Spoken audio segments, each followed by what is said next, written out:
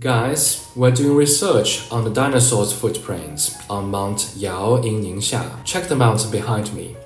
In the Cretaceous period, it was a bog, which means the dinosaurs might come to drink water. So each pit is a footprint. As time goes by, the whole mountain turns into fossils and it became a valley of 45 degrees in the geological changes. Now let's take a look at this clear footprint of a dinosaur. This is a footprint below 15 centimeters. It should be lifted by a young sauropod's left back foot.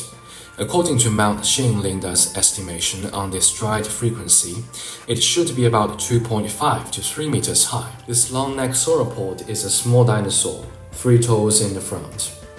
This is the middle one. Here is one.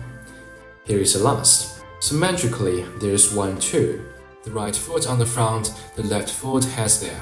So it walks splay foot. The print is so deep, so the model was soft. This should be a hind leg, and its lower part was heavy. This is the analysis result. That huge pit is almost half a meter wide, so it should be a large dinosaur. The whole mountain is covered with such pits. The geological exploration is so tough. Look at the gestures. We are on the slope of 45 degrees. There's no place to stand. My legs are sour, and I'm going to roll down. That's funny.